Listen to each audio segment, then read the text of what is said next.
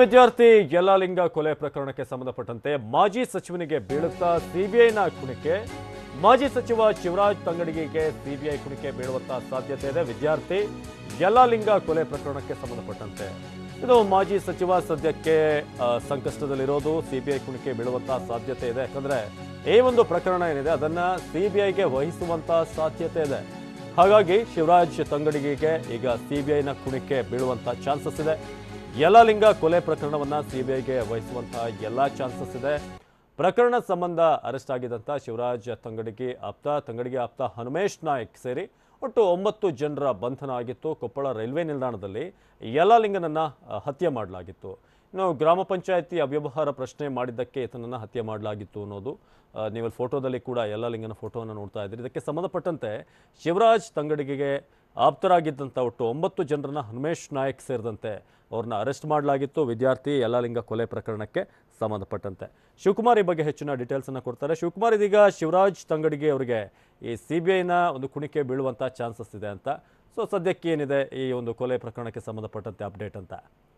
ಅವಿನಾಶ್, ಈ ಒಂದು ಕೊಪ್ಪಳ ಜಿಲ್ಲೆ ಗಂಗಾವತಿ ತಾಲೂಕಿನ ಒಂದು ಕನಕಾಪುರ ಗ್ರಾಮದಲ್ಲಿರ್ತಕ್ಕಂಥ ಈ ವಿದ್ಯಾರ್ಥಿ ಯಲ್ಲಾಲಿಂಗನ ಕೊಲೆ ಪ್ರಕರಣ ಇಡೀ ದೇಶಾದ್ಯಂತ ಸುದ್ದಿಯಾಗಿತ್ತು.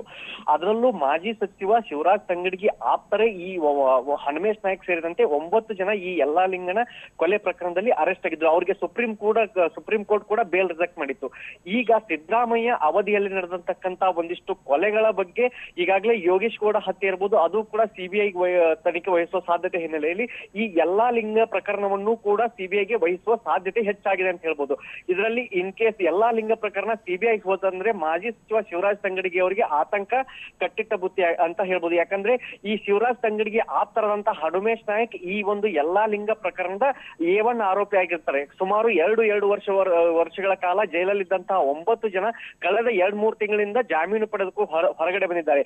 ಈಗ ಇಡೀ ಯಲ್ಲಾಲಿಂಗ ಪ್ರಕರಣದಲ್ಲಿ ಈ ಮಾಜಿ ಶಿವರಾಜ್ ತಂಗಡಗಿ ಅವರ ಪಾತ್ರ ಇದೆ, ಅವರ ಬೆಂಬಲಿಗರೇ ಮಾಡಿತ್ತು ಅಂತ ಹೇಳಿ ಆ ಸಂದರ್ಭದಲ್ಲಿ ಬಿಜೆಪಿ ರಸ್ತೆಗಿಳಿದು ಹೋರಾಟ ಮಾಡಿತ್ತು. ಈಗ ಈ ಗಂಗಾವತಿ ಮತ್ತು ಕನಕಗಿರಿಯ ಭಾಗದ ಶಾಸಕರು ಒಂದು ಒತ್ತಡವನ್ನು ಹಾಕ್ತಿದ್ದಾರೆ ಅನ್ನೋ ಮಾತುಗಳು ಕೇಳಿ ಬರ್ತಿದೆ. ಈ ಯಲ್ಲಾಲಿಂಗನ ಪ್ರಕರಣವನ್ನ ಸಿಬಿಐ ವಹಿಸಿ ಅಂತ ಹೇಳಿ ಈ ಗಂಗಾವತಿ ಶಾಸಕರು ಇರ್ಬೋದು ಮತ್ತು ಕನಕಗಿರಿ ಶಾಸಕರು ಇರ್ಬೋದು, ಅವರು ಕೂಡ ಒತ್ತಡ ಹಾಕ್ತಿದ್ದಾರೆ. ಯಾಕಂದ್ರೆ ಈ ಒಂದು ಯಲ್ಲಾಲಿಂಗ ತನ್ನ ಗ್ರಾಮ ಪಂಚಾಯತಿಯ ಅವ್ಯವಹಾರವನ್ನ ಬಯಸಿದ್ದಕ್ಕೆ ಹನುಮೇಶ್ ನಾಯ್ಕ್ ಸೇರಿದಂತೆ 9 ಜನ ಆತನನ್ನ ಹತ್ಯೆ ಮಾಡಿದ್ರು. ಕೊಪ್ಪಳ ರೈಲ್ವೆ ನಿಲ್ದಾಣದಲ್ಲಿ ಜನವರಿ 11, 2015 ಹತ್ಯೆ ಮಾಡಿದ್ರು. ಈ ಶಿವರಾಜ್ ತಂಗಡಗಿ ಅವಾಗ ಮಾಜಿ ಆ ಸಂದರ್ಭದಲ್ಲಿ ಸಚಿವರಿದ್ರು. ಇವರ ನೇರ ಕೈವಾಡ ಯಲ್ಲಾಲಿಂಗನ ಹತ್ಯೆಯಲ್ಲಿದೆ. ಅದನ್ನ ಮಾಡಿದ್ದು ಅವನ ಬೆಂಬಲಿಗರೇ. ಹೀಗಾಗಿ ಈ ಒಂದು ತನಿಖೆಯನ್ನ ಸಿಬಿಐಗೆ ವಹಿಸ್ಬೇಕಂತ ಹೇಳಿ ಇಲ್ಲಿ ಈಗ ಶಾಸಕರು ಒತ್ತಡ ಹಾಕ್ತಿದ್ದಾರೆ ಅಂತ ಮಾಹಿತಿ ಬರ್ತಿದೆ. ಅವಿನಾಶ್, ಧನ್ಯವಾದ ಮಾಹಿತಿಗಾಗಿ ಶಿವಕುಮಾರ್.